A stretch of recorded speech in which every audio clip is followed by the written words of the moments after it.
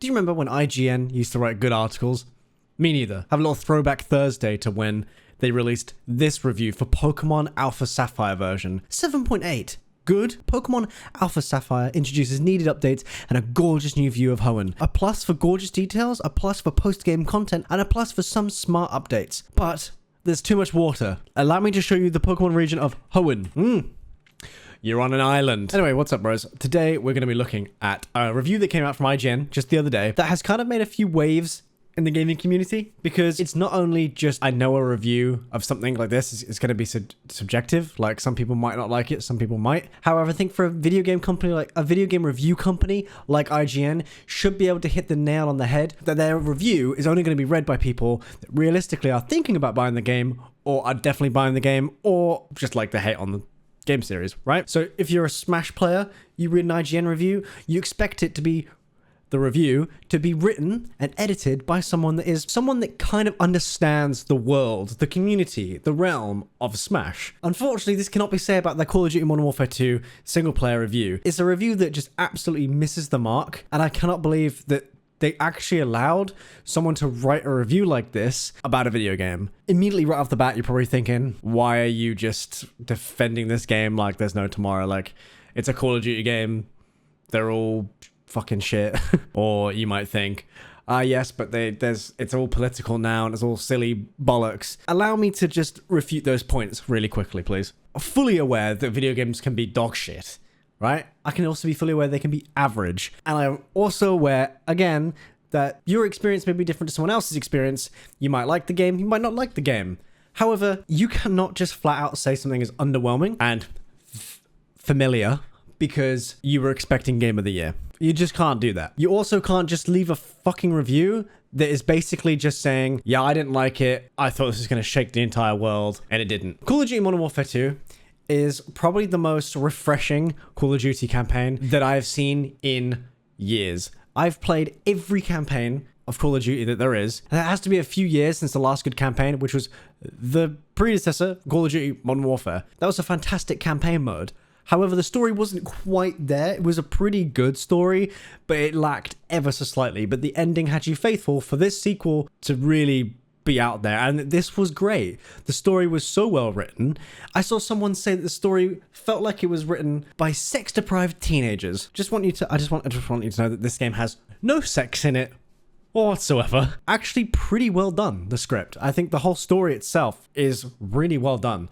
It's not like groundbreaking. It's not like the next Better Call Saul. It's just a Call of Duty game, but it's a pretty damn good Call of Duty game, and it's captivating enough to have most people pick the game up just to see what the talk is all about.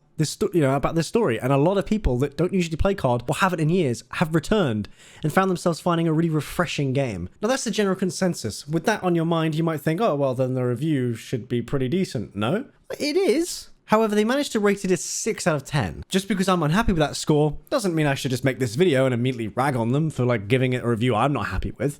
Because it's not just about me, it's about the reviewer. However, the review that they gave is so strange to me. For example, it starts off with, in 5 years' time when we discuss Call of Duty Modern Warfare 2, there'll be no confusion as to which of the two games that share that name people are referring to.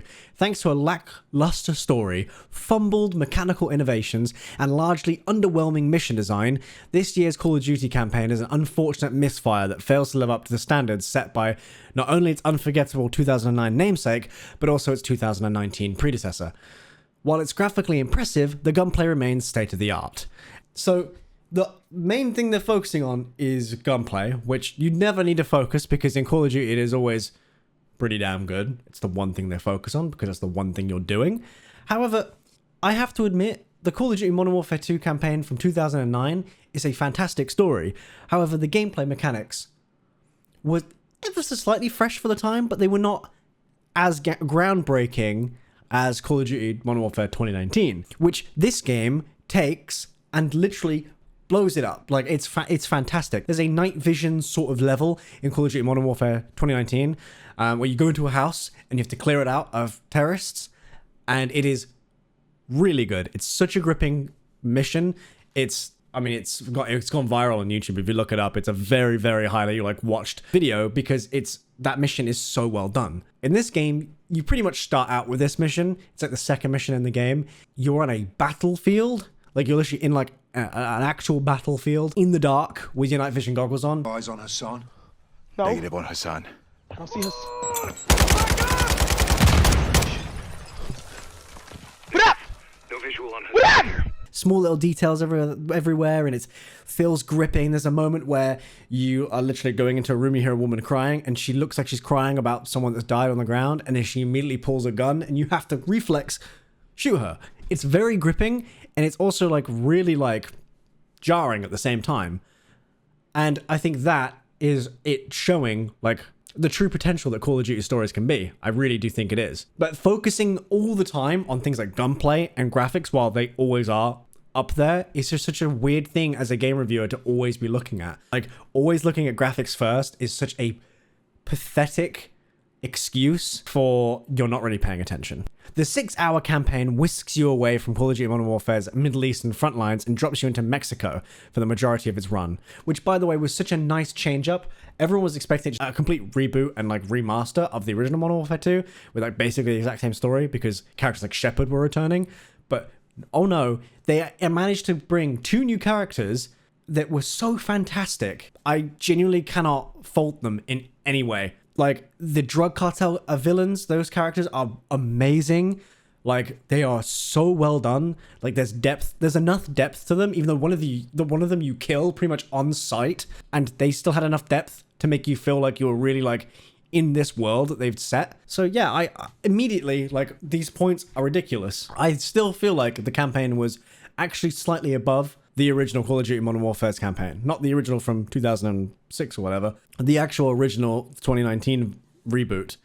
I think it was better than that. There was some fan service that wasn't forced. It felt like there was actual passion from the Infinity Ward team, which we haven't seen for a while. And it was really nice to see. And it felt, I felt kind of pulled in, especially towards the end when there's some things with Ghost and they have like a sort of reveal. I won't spoil that because most of you probably haven't got there yet. But there's this part with Ghost, and you see more of a personal side to him that just kind of makes you think like, I don't know, it gripped me into the story. And then the ending, I didn't want to go there with the ending. I still can't get over the ending.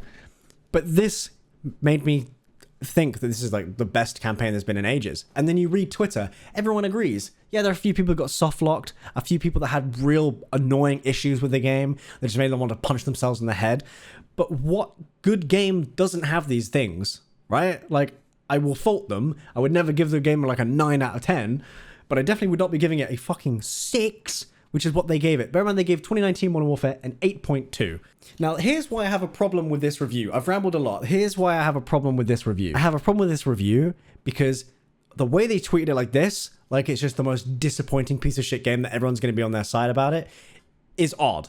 They knew no one was going to be on their side about it. I think the reason why they've written this review is actually with zero sincerity whatsoever. I thought this is just a clickbait. This is just a clickbait. They've reviewed it low, so because they know so many people are like invested in this game or are going to be buying this game. Well, if we just slander it and just call it shit and subpar and lackluster and disappointing, we'll get a bunch of impressions on our social media pages. Usually I wouldn't say that, but seeing an exclusive editor at IGN tweet this and just quote retweet saying another big AAA game disappoints. Now I'm really on board with that idea. Now I really, really don't buy. Like, look at this. This review baffled me. It's one of the best Call of Duty campaigns in years and certainly exceeds the 2019 release in multiple ways. Definitely worth a play in my opinion. The majority of players are saying the same for what I've seen. Is it perfect? No. Do I wish they'd do more with the toolset? Yes. But a 6 feels too low. It's exactly how I feel. I feel like they've done that on purpose to, like, I'm sure the actual review was like 7 or 8, like a low 8. Really think they knocked it down a couple numbers just for the impression farming. I mean, if we go by their same logic, they gave Call of Duty Vanguard definitely one of the worst campaigns that there have been in a Call of Duty game because the story, I mean, is there even a fucking story? It's literally just a fucking history lesson that isn't even fucking accurate. It's literally not even historically accurate. It's bollocks. It's absolute bollocks. It looks great. The guns feel alright, but it's bollocks. And they gave that a 7. With a strong cast of characters, Call of Duty Vanguard's single-player campaign is an impressively cinematic depiction of World War II. That said, aside from a few standout moments sprinkled over its fleeting 5 hours, it plays a little too safe in regards to mission variety to feel like a standout in the series. It doesn't stand out because it's awful, it's rushed, and it's really not that good. There's plenty of really good reviews out there that I would highly recommend you watch. I'll leave one in the description if I can find it. I watched it recently, and it is just, there's like 1 or 2 scenes in that game that's like, ooh, and that's it. The rest is like Gotham Knights level of dialogue. After mentioning Gotham Knights, they gave that a 5, by the way. So in comparison, they said Modern Warfare 2 is ever so slightly better than Gotham Knights. I massively disagree, and I think everyone's on board with that. You don't even have to like Call of Duty. I've streamed the campaign on this YouTube channel. I streamed it. Most people told me that they do not play Call of Duty, and most people didn't come out because they don't play Call of Duty, but they watched me play it and they went, wait, this looks kind of good. I'm actually invested in the story. Why am I invested in the story? Why do I give a fuck? This is great. This looks great. This looks really enjoyable. I don't know what to tell you. I don't think you're going to see many people saying that about Gotham Knights. I was in Moist Critical stream where he was playing it and people were saying, you were clearly paid to play this game. He was like, nope, I didn't anticipate this game to be good, and it isn't really. It's pretty shit. Like, it's pretty boring, and yeah, I refuse to be paid by them because I dare say anything good about this game. Weird champing all the dialogue. They thought it was boring. That was a 5 in IGN's eyes. A 5. Also, to note, they gave Battlefield 2042 the full game at launch. If you are in the gaming scene, you understand how awful of a game launch that was. Their beta, when they released it, they said, oh, this is an early build. And my camera's died, but I'm going to keep going. They basically said it was an early build and that the full game is going to be really impressive. And everyone believed them. And then the game came out and it was exactly the same. And it was just as buggy, just as terrible. There still isn't actual good input in that game. Like, actual mouse and keyboard input is still laggy and broken and glitchy. I've been trying to play it for the last week to see if it's like been fixed with these new updates. It's still pretty much unplayable. They gave that a 7 out of 10. But they gave the campaign of Modern Warfare 2 a 6. The Battlefield 2042 campaign, the 2042 full game does not even deserve a fucking 5. It was that bad. So that's what I have to say on that. I mean, again, a 9.6 with Fortnite. It's a good game, but it ain't a 9.6. Jesus Christ. Fortnite is the Shawshank Redemption of the gaming community now, according to IGN. Anyway, that's been my little rant. I know I probably just would have been quite boring, but I'm quite passionate about this because I just feel like this company is getting less and less reputable, and at this rate, they're probably one scandal away from being completely bankrupt, so I'll happily be on that bandwagon of just talking shit about IGN because I cannot stand them. Anyway, yeah. Watch YouTube reviewers. They're better.